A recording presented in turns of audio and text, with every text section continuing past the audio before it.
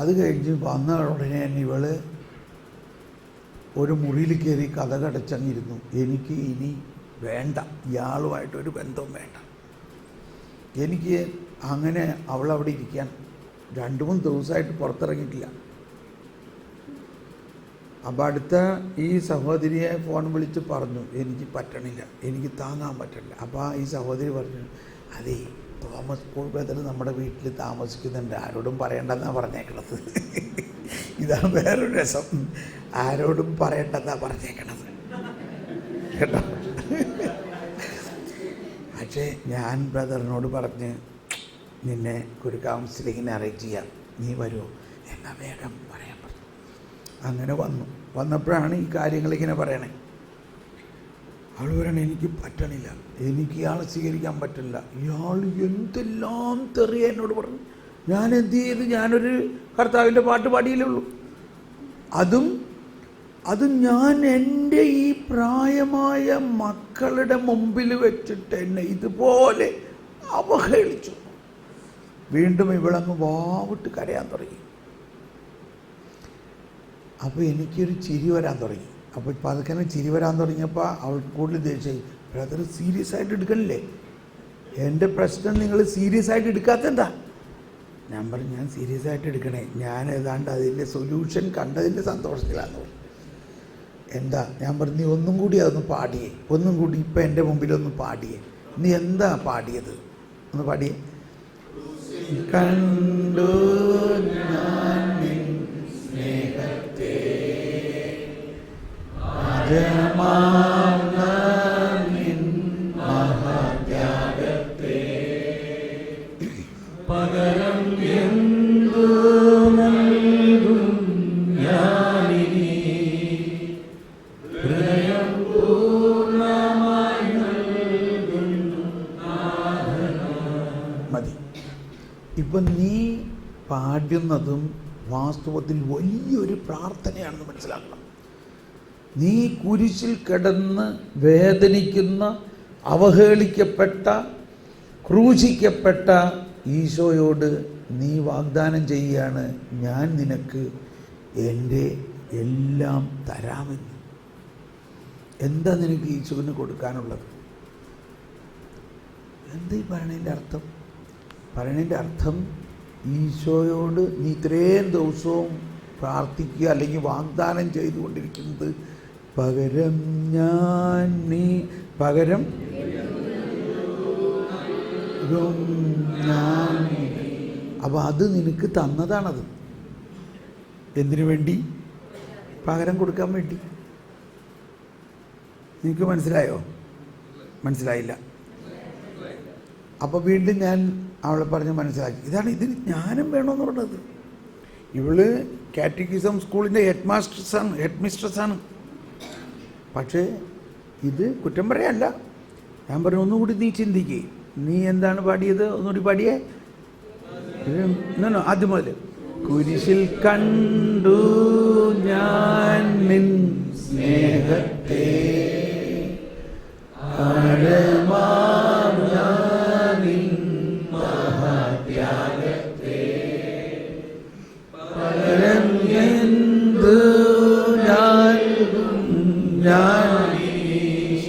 Stop. അപ്പം നീ പ്രാർത്ഥിക്കായിരുന്നു, പകരം എന്തു ഞാൻ നിനക്ക് തരും എന്ന് നീ ഇങ്ങനെ ഈശോനോട് പ്രാർത്ഥിച്ചു കൊണ്ടിരുന്നപ്പോൾ ഈശോ അനുഭവിച്ച അതേ വേദനയും അതേ അവഹേളനവും, ഈശോയുടെ ഏറ്റവും അടുത്ത ആളുകളിൽ നിന്നുള്ള അവഹേളനവും ഈശോ അനുഭവിച്ച പോലെ നിനക്ക് തന്നിരിക്കുകയാണ് ഇപ്പോൾ നിൻ്റെ ഭർത്താവിലൂടെയും നിൻ്റെ മക്കളിലൂടെയും. ഇത് നീ അങ്ങ് ഈശോന് കൊടുക്കണം. പകരം ഞാൻ പകരം എന്തോ കൊടുത്തോ ഒന്നുകൂടി പാടിക്കൊടുത്തോ. പകരം എന്തു ഇതാ ഞാനിത് നൽകുന്നു കർത്താവേ. ഹൃദയം ഈ മുറിവേറ്റ ഹൃദയം, ഈ വേദനിക്കുന്ന അവസ്ഥ, ഈ തിരസ്കരണം എന്തിനു പറയണു?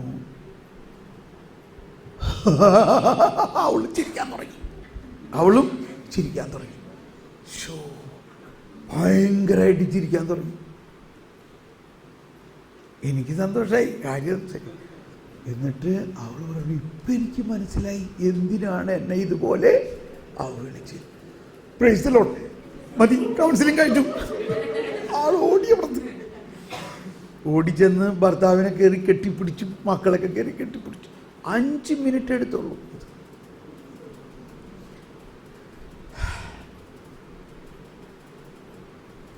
മനസ്സിലാവുന്നുണ്ടോ? അപ്പോൾ ഇത് വലിയ ഒരു രഹസ്യമാണത്. ഇനി ഒരു സിസ്റ്ററിൻ്റെ കാര്യം പറയാൻ പോകുന്നുണ്ട്. ഒരു സുപ്പീരിയർ ആയിരുന്നു, 2 ടേം സുപ്പീരിയർ ആയിരുന്നു, പ്രൊവിൻഷ്യലായിരുന്നു. അപ്പോൾ അവർ എന്നെ കാണുമ്പോൾ ഏതാണ്ട് 75 വയസ്സുണ്ട്. അതായത് 65 വയസ്സിൽ അവരുടെ 2ാമത്തെ സുപ്പീരിയർഷിപ്പ് കഴിഞ്ഞ് 10 വർഷമായി. 10 വർഷമായിട്ടും സോൾവ് ആകാത്തൊരു പ്രശ്നമാണ്. അപ്പോൾ അവർ എൻ്റെ കമ്മ്യൂണിറ്റിയുടെ കോൺഗ്രിഗേഷൻ്റെ മുഴുവൻ ധ്യാനമായിരുന്നു. അവർ വടിയൊക്കെ ആയിട്ട് 2 വടിയും കുത്തി കുത്തി ഇങ്ങനെ വന്നു. നടുവിനും എളിക്കും ഒക്കെ വേദനയാണ്. അതുകൊണ്ട് കൗൺസിലിംഗ് കൊടുക്കേണ്ട ആവശ്യം.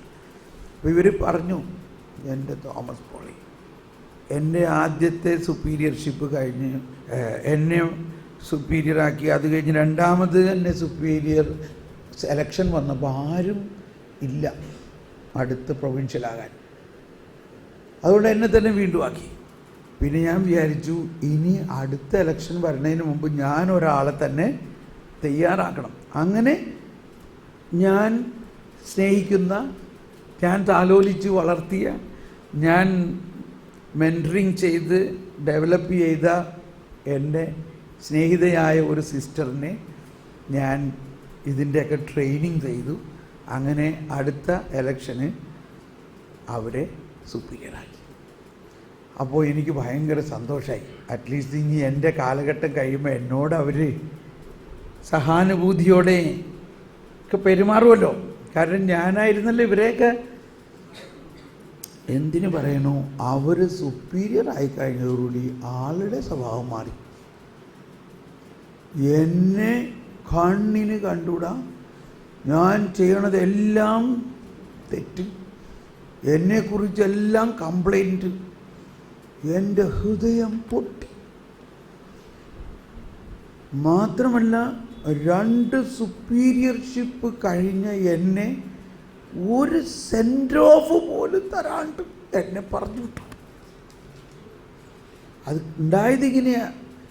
എന്നെ ഒരു പണിഷ്മെൻറ്റ് ട്രാൻസ്ഫർ പോലെ ഒരു ദൂര സ്ഥലത്തേക്ക് ട്രാൻസ്ഫർ ചെയ്തു. ഞാനത് സ്വീകരിച്ചു. അപ്പോൾ അവിടുത്തെ വികാരി അച്ഛൻ പട്ടണത്തിൽ ഒരു ദിവസം വന്നു. അപ്പോൾ അദ്ദേഹത്തിൻ്റെ വണ്ടി ഒരു വാനാണ്, ഒരുപാട് സ്ഥലമുണ്ട്. അപ്പോൾ ഞാൻ ആലോചിച്ച്, ഏതായാലും എനിക്ക് അങ്ങോട്ട് ട്രാൻസ്ഫർ അല്ലേ, അച്ഛനോട് പറയാം, അച്ഛൻ എപ്പോഴാണ് മടങ്ങിപ്പോണേ, ഞാനും കൂടെ വരാം, എൻ്റെ ഈ സാധനങ്ങളൊക്കെ അച്ഛൻ്റെ വണ്ടിയിൽ കയറ്റാൻ കൊണ്ടുപോകാമല്ലോ. ഇത് പറഞ്ഞത് ഒരു സിസ്റ്റർ ഓവർ ഹിയർ ചെയ്തു. അവരെന്ത് വിചാരിച്ചു, അവരുടനെ ചെന്ന് സുപ്പീരിയർ, ആ സിസ്റ്റർ അച്ഛൻ്റെ കൂടെ ഓടിപ്പോകാൻ പോവാണ്.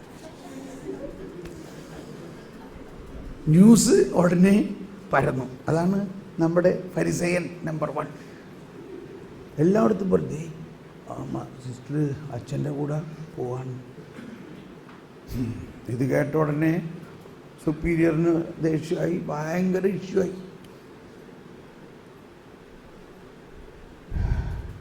അങ്ങനെ ഓരോരോ കേസുകൾ. എനിക്ക് അവരോട് ഇപ്പോഴും ക്ഷമിക്കാനും പറ്റുന്നില്ല. 10 വർഷമായി. അപ്പോൾ ഞാനിങ്ങനെ പ്രാർത്ഥിക്കുകയാണ്. ഞാൻ പറഞ്ഞു, വിഷമിക്കണ്ട, നമുക്ക് പ്രാർത്ഥിക്കാം. ഇപ്പോഴാണ് സങ്കീർത്തനം 55, 12, 55, 12, 13 എല്ലാവരും ഒന്ന് എടുത്ത് വായിക്കണം. സങ്കീർത്തനം 55, 12, 13, 14.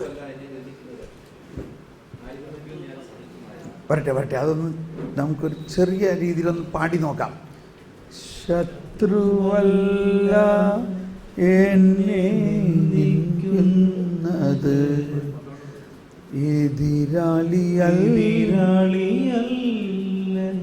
എന്നോട് ധിക്കാരപൂർവം പെരുമാറുന്നത് ആയിരുന്നെങ്കിൽ ഞാൻ അവനിൽ ഇരിക്കുമായിരുന്നു.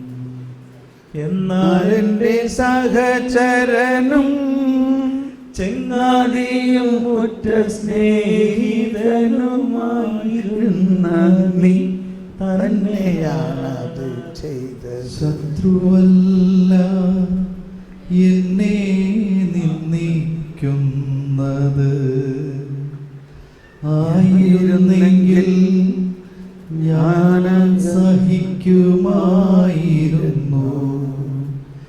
എതിരാളിയല്ല എന്നോട് ധിക്കാരപൂർവം പെരുമാറുന്നത്, ആയിരുന്നെങ്കിൽ ഞാൻ അവരിൽ നിന്ന് മറഞ്ഞിരിക്കുമായിരുന്നു. എന്നാൽ എൻ്റെ സഹചരനും ചങ്ങാതിയും ഉറ്റ സ്നേഹിതനുമായിരുന്ന നീ തന്നെയാണതു ചെയ്തത്. നമ്മളുള്ളു തുറന്നു സംസാരിക്കുമായിരുന്നു. നമ്മളൊന്നിച്ചു ദേവാലയത്തിൽ കൂട്ടായ്മ ആചരിക്കുമായിരുന്നു. ഈ സിസ്റ്ററിന് ഇത് കേട്ടിട്ട് ഇത് എന്നെക്കുറിച്ച് തന്നെയാണല്ലോ പറയണേ. അതെ, എന്നാൽ വാസ്തവത്തിൽ ഇതാരെക്കുറിച്ചാണ്? യേശുവിന് 1000 വർഷങ്ങൾക്ക് മുൻപ് യേശു അനുഭവിക്കാനിരിക്കുന്ന തിരസ്കരണം, തൻ്റെ സ്നേഹിതരാൽ വഞ്ചനയാണ് ഏറ്റവും വലിയ സഹനം. വഞ്ചന, തൻ്റെ സ്നേഹിതരാൽ വഞ്ചിക്കപ്പെടുന്ന അവസ്ഥ ഉണ്ടാകും. അതുകൊണ്ടാണ് ഈശോ അത് എഴുതിയിരിക്കുന്നത് സംഭവിക്കണ്ടേ. അതുകൊണ്ടാണ് പത്രോസ് ഇല്ലില്ല ഞാനങ്ങനെ ചെയ്യില്ല. ഇല്ല, നാളെ രാവിലെ കോഴി, ശ്രദ്ധിക്കണം, 2 പ്രാവശ്യം കോഴി കൂവുന്നതിന് മുമ്പ് നീ എന്നെ 3 പ്രാവശ്യം നിഷേധിച്ചു. പെട്ടെന്ന് അതിൻ്റെ ഒരു കാര്യം പറഞ്ഞോട്ടെ. ഇതൊക്കെ വലിയ രഹസ്യമാണ്. ഈ വെളുപ്പിന് 2 പ്രാവശ്യം കോഴി കൂവാന്ന് പറഞ്ഞാൽ ഇസ്രായേലിലെ പുരോഹിതന്മാരെ സംബന്ധിച്ച്, പ്രത്യേകിച്ച് പ്രധാന പുരോഹിതനെ സംബന്ധിച്ച് വലിയൊരു കാര്യമാണ്. ആദ്യത്തെ കോഴി കൂവല് സാധാരണ കോഴിയല്ല കൂവാറ് എന്ന് പറഞ്ഞാൽ, സാധാരണ പൂവൻ കോഴിയല്ല അത് കൂവണേ. അവരുടെ പൂവൻ കോഴിയിലൊരു മൂപ്പൻ കോഴിയുണ്ട്. ആ കോഴിയുടെ കൂവലായിരിക്കും ആദ്യത്തെ. ആ സമയത്ത് പ്രധാന പുരോഹിതൻ ഉണരണം. അത് കഴിഞ്ഞ് 2ാമത്തെ കോഴി കൂവണത് വേറെ കോഴിയാണ്. ഈ ആദ്യം കൂവിയ കോഴിയല്ല. ആ സമയത്ത് പ്രധാന പുരോഹിതൻ ബലിയർപ്പണത്തിന് ആരംഭിക്കണം. ബലിയർപ്പണം ആ എക്സാക്റ്റ് ബലിയർപ്പണത്തിന് വേണ്ടിയാണ് ഈ സംഭവം നടക്കുന്നത്. അതായത് ഈശോ പ്രധാന പുരോഹിതൻ്റെ ഭവനത്തിൽ ആയിരിക്കുമ്പോഴാണ് ഇത് നടക്കുന്നത്. അവിടെ പുറത്ത് തീരണ സമയത്ത് ആദ്യത്തെ കോഴികൂവൽ സമയത്ത് പ്രധാന പുരോഹിതൻ എണീറ്റുണ്ടാകണം. 2ാമത്തെ കോഴി കൂവണ സമയത്ത് പ്രധാന പുരോഹിതൻ ആ ബലി വാസ്തവത്തിൽ ഇപ്പോൾ കർത്താവ് ഈശോ മിശിഹ അർപ്പണം ആരംഭിച്ചു. അതിൻ്റെ അർപ്പണത്തിൻ്റെ പ്രധാന ഒരു ഘടകം തുടങ്ങുന്നത് അവൻ പരിത്യജിക്കപ്പെട്ട രാത്രിയിൽ. കണ്ടോ, അവൻ തിരസ്കരിക്കപ്പെട്ട രാത്രിയിൽ, അവൻ വഞ്ചിക്കപ്പെട്ട രാത്രിയിൽ. അതിൻ്റെ വലിയൊരു ഘടകമാണ് പത്രോസിൻ്റെ തിരസ്കരണം. നമ്മുടെ ജീവിതത്തിലും നമ്മളെല്ലാവർക്കും ഏറ്റവും വേദന ഉണ്ടാക്കുന്നത് വഞ്ചനയാണ്. നമ്മളെ ആരെങ്കിലും വഞ്ചിക്കുന്നതിലൂടെയാണ്. കാരണം ഈ വഞ്ചനാത്മകമായ ഒരു ചതിയൻ, അതായിരുന്നു മാലാഖ ദൈവത്തെ വഞ്ചിച്ചുകൊണ്ടാണ് മാലാഖ ആരായി മാറിയത്? പിശാചായി മാറിയത്. ആ വഞ്ചിച്ച പിശാച് ആ വഞ്ചനാത്മകമായ ഒരു ആത്മാവിനെ ആദത്തിനും ഹവ്വയിലേക്കും നിവേശിപ്പിച്ചപ്പോഴാണ് അവർ ദൈവത്തെ വഞ്ചിച്ചത്. ആ വഞ്ചനാത്മകമായ അവസ്ഥ പഴയ നിയമത്തിൽ ഒരുപാട് സ്ഥലത്ത് നമുക്ക് കാണാം. അത് ദൈവം അറിഞ്ഞുകൊണ്ട് തന്നെ ചെയ്യിക്കുന്നത്. ആ വഞ്ചനാത്മകമായ അവസ്ഥയിൽ നിന്നാണ് യേശു മനുഷ്യവർഗത്തെ രക്ഷിക്കുന്നത്. അതുകൊണ്ട് തന്നെ നമ്മൾ ആ വഞ്ചനാത്മകമായ വേദനയിൽ പങ്കുകാരാകാൻ വേണ്ടി നമ്മുടെ ജീവിതത്തിലും ചില ആത്മവഞ്ചനകളിലൂടെ കടന്നു പോകും. അങ്ങനെ കടന്നു പോയിട്ടുണ്ട് നമ്മൾ, ഇല്ലെങ്കിൽ ഉണ്ടാകും. അങ്ങനെയുള്ള ആത്മവഞ്ചനകൾ ഇവിടെ ഈശോയുടെ ഈ വഞ്ചനയുമായിട്ട് ചേർക്കണം. അതാണ് ഇവിടെ പറയുന്നത്. ശത്രുവല്ല എന്നെ നീക്കുന്നത് ആയിരുന്നെങ്കിൽ ഞാൻ സഹിക്കുമായിരുന്നു. എതിരാളിയല്ല എന്നോട് ധിക്കാരപൂർവം പെരുമാറുന്നത്. ആയിരുന്നെങ്കിൽ ഞാൻ അവനിൽ നിന്ന് അകന്നിരിക്കുമായിരുന്നു. എന്നാൽ എൻ്റെ സഹചരനും ചങ്ങാതിയും ഉറ്റ സ്നേഹിതനുമായിരുന്ന നീ തന്നെയാണതു ചെയ്തത്. നമ്മളുള്ളു തുറന്നു സംസാരിക്കുമായിരുന്നു. നമ്മളൊന്നിച്ചു ദേവാലയത്തിൽ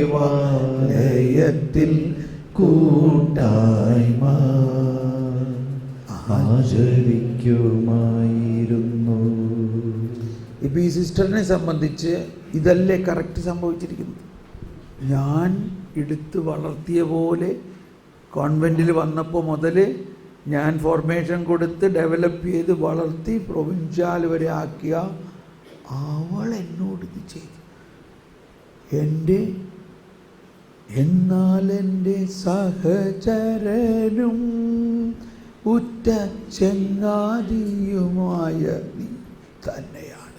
നമ്മൾ ഉള്ളു തുറന്ന് സംസാരിക്കും.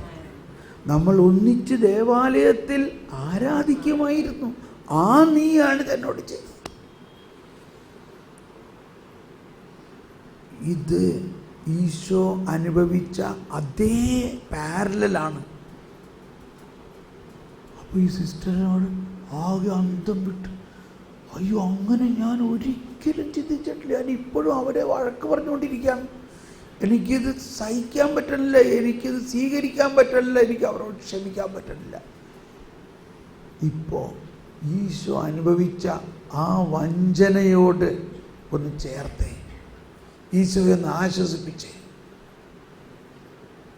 എന്നിട്ട് അടുത്ത 17-ാമത്തെ വചനത്തിൽ പറയുകയാണ്, സന്ധ്യയിലും പ്രഭാതത്തിലും മധ്യാഹ്നത്തിലും ഞാൻ അവലാതിപ്പെട്ടു കരയും. അവിടെ നിന്ന് എൻ്റെ സ്വരം കേൾക്കും. ഇനി 22-ാമത്തെ വചനത്തിൽ പറയുകയാണ്, നിന്റെ ഭാരം കർത്താവിനെ ഏൽപ്പിക്കുക, അവിടുന്ന് നിന്നെ താങ്ങിക്കൊള്ളും. ശരിയായ, നിന്റെ ഭാരം കർത്താവിനെ ഏൽപ്പിക്കുക, അവിടുന്ന് നിന്നെ താങ്ങിക്കൊള്ളും. നീതിമാൻ കുലുങ്ങാൻ അവിടുന്ന് സമ്മതിക്കില്ല. ചോദിക്കുകയില്ല. എന്തിനു പറയണു? അപ്പോഴേക്കും സിസ്റ്റർ ചിരിക്കാൻ തുടങ്ങി. സിസ്റ്റർ ചിരിക്കാൻ തുടങ്ങി. ചിരിക്കാൻ തുടങ്ങിയെന്ന് മാത്രമല്ല, സിസ്റ്റർ അപ്പോൾ ഇതേമാതിരി നീളമുള്ള ഫ്രോക്കല്ല, മുട്ട് വരെയുള്ള ഫ്രോക്കുള്ള പഴയ സ്റ്റൈലാണ്. അപ്പോൾ ആ ഫ്രോക്ക് എന്ന് പറഞ്ഞാൽ പിള്ളേരുടെ മാതിരിയാണ്. സിസ്റ്റർ ഈ വടി രണ്ടും അങ്ങ് വലിച്ചെറിഞ്ഞിട്ട് ആ ഫ്രോക്ക് ഇട്ടുകൊണ്ട് ഇങ്ങനെ ആളങ്ങ് ഡാൻസ് ചെയ്യാൻ തുടങ്ങി. എൻ്റെ ദൈവം, ഇത് ഇടിച്ചു പൊളിഞ്ഞ് വീഴോ, തന്നെ തടിയ. എന്നിട്ട് നല്ല തടിയുള്ള സിസ്റ്ററാന്ന് വിചാരിക്കണം, എന്നെ അങ്ങ് കെട്ടിപ്പിടിച്ചിട്ട് അങ്ങ് ഞെരിച്ചു കളഞ്ഞു. എൻ്റെ എല്ലൊക്കെ നുറുങ്ങിപ്പോണമായിരുന്നു തോന്നി. എന്നിട്ട് ചോദിക്കുകയാണ്, ഞാൻ 75 വയസ്സായി, 2 പ്രാവശ്യം സുപ്പീരിയറായിട്ട് ഞാൻ ഇന്ന് വരെ ഇത് മനസ്സിലാക്കിയില്ലല്ലോ. 10 വർഷമായിട്ട് ഞാൻ ഈ ഭാരം കൊണ്ട് നടക്കായിരുന്നു. ഇപ്പോൾ 2 മിനിറ്റ് കൊണ്ട് ഇത് കംപ്ലീറ്റ് പോയി. ഭയങ്കര സൗഖ്യം കിട്ടി, ഫ്രീ ആയി. എല്ലാ മറ്റുള്ള കന്യാസ്ത്രീമാരോടൊക്കെ പോയി കെട്ടിപ്പിടിച്ച് ഭയങ്കര സ്നേഹമായി, ഇവരോട് കംപ്ലീറ്റ് ക്ഷമിച്ച് ഭയങ്കര. ഇതാണ് ഉയർപ്പ്. നമുക്കൊന്ന് കണ്ണടച്ച് നമ്മളെല്ലാവരുടെയും ജീവിതത്തിൽ ഏതെങ്കിലും ഒരു സമയം ഇതുപോലെ വഞ്ചിക്കപ്പെട്ട അവസ്ഥ ഉണ്ടായിട്ടുണ്ടാവും. നമ്മളേറ്റവും സ്നേഹിക്കുന്നവർ നമ്മളെ വഞ്ചിച്ചു കാണും. അത് കർത്താവ് അറിഞ്ഞുകൊണ്ട് തന്നെ ചെയ്താണ്. അത് ഈശോയുടെ ആ ഭയാനകമായ വേദനയിലേക്ക് സമർപ്പിക്കാം. ഈശോയെ, ഞാൻ നിന്നെ ആശ്വസിപ്പിക്കാം. ഈശോയെ, ഞാൻ നിന്നെ ആശ്വസിപ്പിക്കാം. അതാരിൽ നിന്നാണോ ആ വഞ്ചന ലഭിച്ചത്, ആ വ്യക്തിയിലെ കാണാതെ, പിതാവേ, പിലാത്തോസ് അല്ല, അങ്ങാണ് എന്നെ കുരിശുമേൽ തറയ്ക്കാൻ അനുവാദം കൊടുത്തിരിക്കുന്നത്. പത്രോസ് അല്ല, അങ്ങാണ് ഇത്രയും വർഷത്തിന് മുമ്പ് തന്നെ ഇത് എഴുതി വച്ചിരിക്കുന്നത്.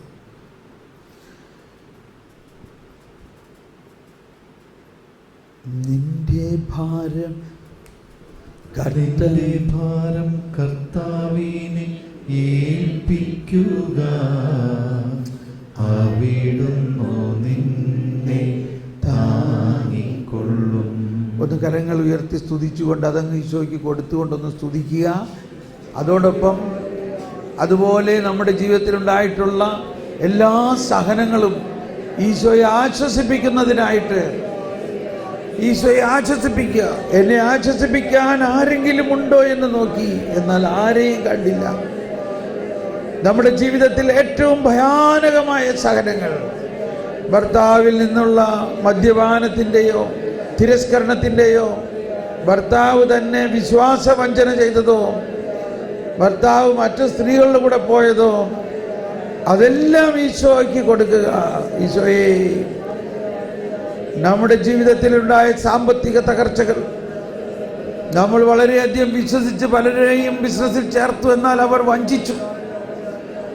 നമ്മളുടെ ജീവിതത്തിലുണ്ടായിട്ടുള്ള ദുഃഖദുരിതങ്ങൾ, മറ്റുള്ളവരുടെ മരണം മൂലമുള്ള ദുഃഖങ്ങൾ, മറ്റുള്ളവർ നമ്മളെ അവഹേളിച്ചിട്ടുള്ളത്, ഒരു കാരണവും കൂടാതെ നമ്മളെ അവഹേളിച്ചിട്ടുള്ളതും, കാരണം ഉണ്ടായിട്ട് അവഹേളിച്ചിട്ടുള്ളതും. അവഹേളിക്കപ്പെടുമ്പോഴാണ് നിങ്ങൾ മഹത്വപ്പെടുന്നത്.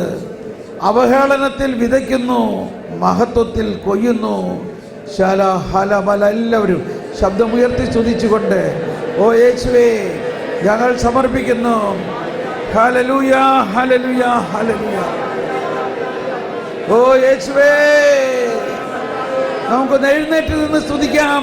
എഴുന്നേറ്റ് നിന്നുകൊണ്ട് നമ്മുടെ ജീവിതത്തിലെ ഏറ്റവും ഭയാനകമായ എല്ലാ സഹനങ്ങളും, എല്ലാ രോഗങ്ങളും, മക്കളുടെ രോഗങ്ങൾ, മാതാപിതാക്കളുടെ രോഗങ്ങൾ, ജീവിത പങ്കാളിയുടെ രോഗങ്ങൾ, ഇതെല്ലാം ഈശോയെ ആശ്വസിപ്പിക്കുന്നതിനായി സമർപ്പിച്ചുകൊണ്ട്, ഈശോയെ, അങ്ങറിയാതെ ഒന്നും സംഭവിക്കുന്നില്ല. അങ്ങറിയാതെ ഒന്നും സംഭവിക്കുന്നില്ല. ഞങ്ങളുടെ ജീവിതത്തിലുള്ള എല്ലാ സഹനങ്ങളെയും ഞങ്ങൾ സ്വീകരിക്കുന്നു. Take up your own cross and follow me. Take up shalabala halabala.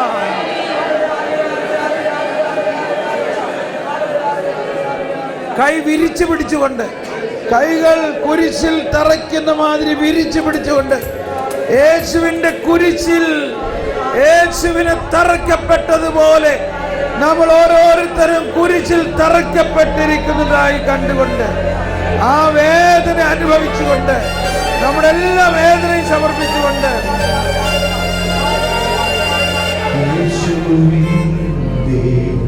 പിന്നാലെ പോകുവാനാത്മാവിൽ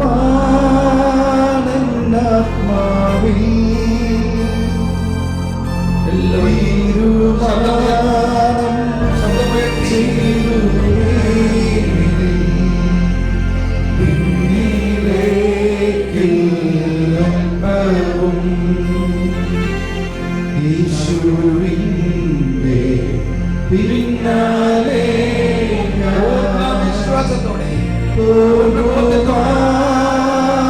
എല്ലാ വേദനകളും സമർപ്പിച്ചുകൊണ്ട്, കണ്ണുനീരൊഴുക്കി പൂർണ്ണമായി ക്ഷമിച്ചുകൊണ്ട്,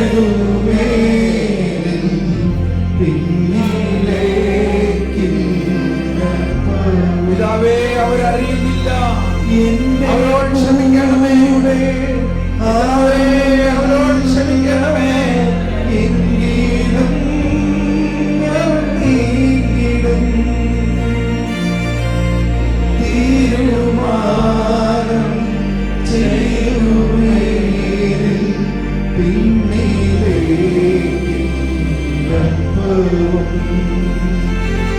എന്റെ കൂടെ ആരുമില്ല എങ്കിലും നീങ്ങിടും തീരുമാനം ചെയ്യുമേ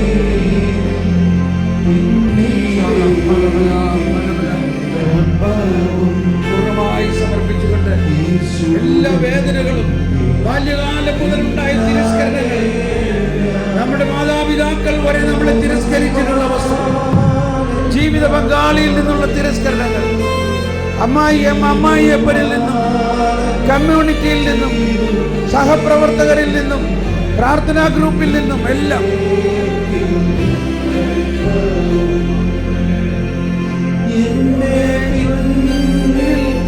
ലോകമാണ് എന്റെ മുന്നിൽ ക്രൂശതും തീരുമാനം പൂർണ്ണമായി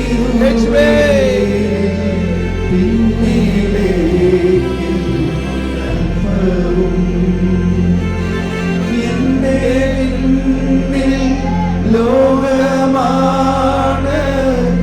എന്റെ മുന്നിൽ ക്രൂശതും തീരുമാനം ചെയ്തു മേലിൽ പിന്നിലേക്ക്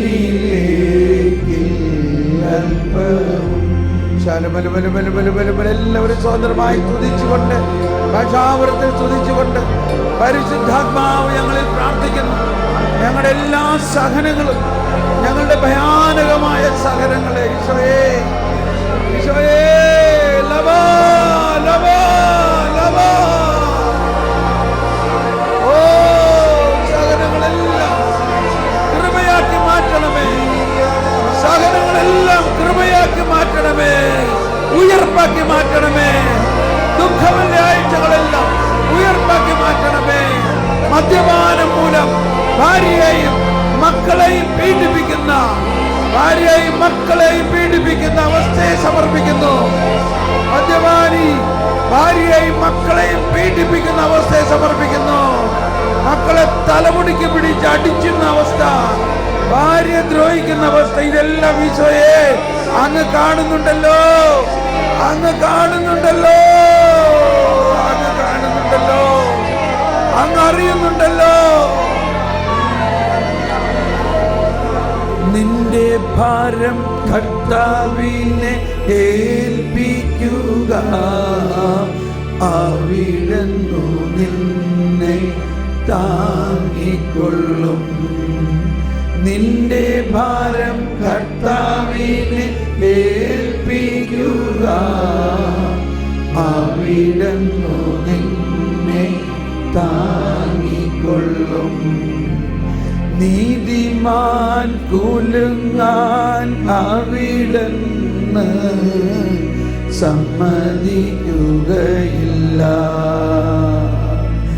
നീതിമാൻ കുലുങ്ങാൻ അവിടുന്ന് സമ്മതിക്കുകയില്ല. പരിശുദ്ധാത്മാവിന്റെ ഒരു പുത്തൻ അഭിഷേകത്തിനായി പ്രാർത്ഥിച്ചുകൊണ്ട് ഈശോ ഉയർത്തെഴുന്നേറ്റിട്ട് അവരുടെ മേൽ നിശ്വസിച്ചുകൊണ്ട് പറഞ്ഞു, പരിശുദ്ധാത്മാവിനെ സ്വീകരിക്കുവിൻ. മാതാവ് കുരിശിന്റെ ചുവട്ടിൽ നിന്ന് ആ ശക്തി പരിശുദ്ധാത്മാവ് കൊടുത്തു. സ്വന്തം മകനെ കുരിശിൽ കൊല്ലുന്നത് കണ്ടു നിന്ന പരിശുദ്ധ അമ്മയുടെ ആ അഭിഷേകത്തിന് വേണ്ടി നമുക്ക് പ്രാർത്ഥിക്കാം. Take up your own cross. Take up. Take up. ആത്മാവിന്റെ ശക്തി നിറയട്ടെ. ആത്മാവിന്റെ ശക്തി കൊണ്ട് നിറയട്ടെ. പുതിയ അഭിഷേകം നിറയട്ടെ. സഹനങ്ങളെ സ്വീകരിക്കാൻ പരിശുദ്ധാത്മാവേ പ്രാർത്ഥിക്കണമേ.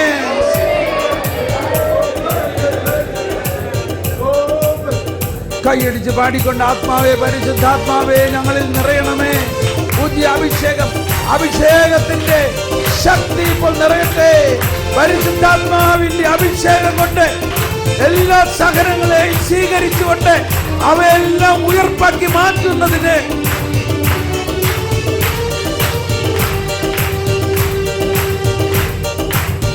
എല്ലാവരും ദാഹത്തോടെ റബ്ബ റബ്ബ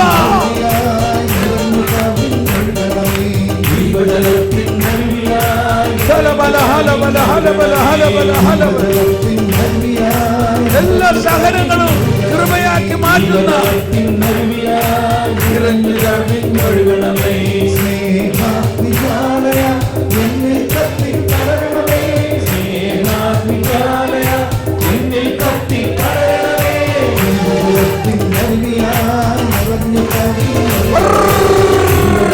എല്ലാ സഹനങ്ങളും യേശുവേ, ലാസറേ പുറത്തു വരിക, ലാസറേ പുറത്തു വരിക.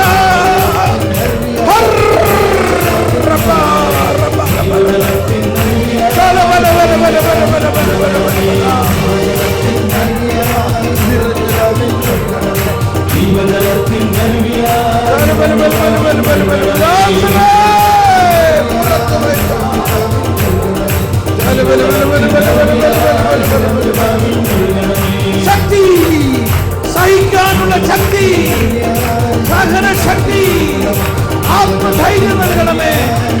സഹനശീലം, ആത്മധൈര്യം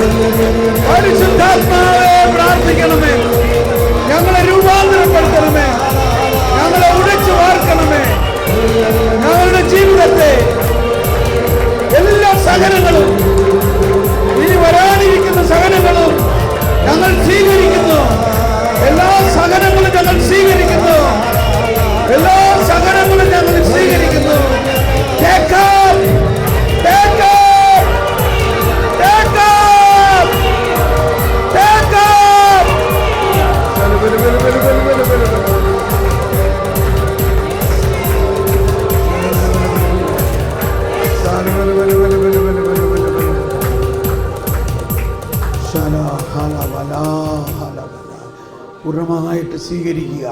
കഴിഞ്ഞതും നടന്നുകൊണ്ടിരിക്കുന്നതും ഇനി വരാനിരിക്കുന്നതുമായ എല്ലാ സഹനങ്ങളും കർത്താവെ അങ്ങ് അറിഞ്ഞുകൊണ്ടാണ് ഞാൻ സ്വീകരിക്കുന്നു കർത്താവെ. അത് സ്വീകരിച്ചിട്ട് ആ സഹനം തന്ന ആളുടെ പുറകെ പോകാതെ അങ്ങയുടെ പിന്നാലെ ഞാൻ വരുന്നു. ഭർത്താവിൻ്റെ മദ്യപാനം മൂലമുള്ള പീഡനങ്ങൾ ഭാര്യയെ പീഡിപ്പിക്കുന്നു. എന്നാൽ അതിനേക്കാൾ ഭയാനകമായി മദ്യപിച്ച ഭർത്താവ് മക്കളെ തലമുടിക്ക് പിടിച്ച് വലിച്ചെടുത്ത് അടിക്കുന്നു. ഇത് കണ്ടു നിൽക്കാൻ പറ്റാത്ത അവസ്ഥയിൽ മാതാവ് കുരിശിൻ്റെ ചുവട്ടിൽ മകനെ കൊല്ലുന്നത് കണ്ടു നിൽക്കുന്ന പോലെ കർത്താവേ, നീ അറിയുന്നുണ്ടല്ലോ, നിനക്ക് വേണ്ടി ഇതെല്ലാം ഞാൻ സമർപ്പിക്കുന്നു കർത്താവേ. വരാനിരിക്കുന്ന സഹനങ്ങളും കൂടി അങ്ങേക്ക് സമർപ്പിക്കുന്നു. ഈശോയ്ക്ക് അറിയാമായിരുന്നു അവരെന്നെ പീഡിപ്പിക്കും, അവരെന്നെ കൊല്ലും, എന്നാൽ 3-ാം ദിവസം ഞാൻ ഉയർത്തെഴുന്നേൽക്കും. ഈശോയ്ക്ക് ഉയർപ്പിനെക്കുറിച്ച് വലിയ പ്രത്യാശയോടെയാണ് പറയുന്നത്. നമ്മൾ ഉയർക്കണമെങ്കിൽ ദുഃഖവെള്ളിയാഴ്ച കടന്നു പോകണം. നമ്മുടെ ദുഃഖവെള്ളിയാഴ്ച ഓരോ ദിവസവും ഉണ്ടാകും, ഓരോ ദിവസവും ഉയർപ്പുണ്ടാകും. ശാന്തമായിരിക്കാം. നമ്മൾ ഉടനെ തന്നെ ഭക്ഷണത്തിന് പോകാൻ പോവുകയാണെങ്കിലും 1 മിനിറ്റ് ഇരുന്ന് ഇപ്പോഴുണ്ടായ അനുഭവത്തെ ഹൃദയത്തിലൊന്ന് ആസ്വദിച്ചുകൊണ്ട് നന്ദി പറയാം. ഒരു നിമിഷം ഒന്ന് നന്ദി പറയാം. കർത്താവിന് നന്ദി പറയാം.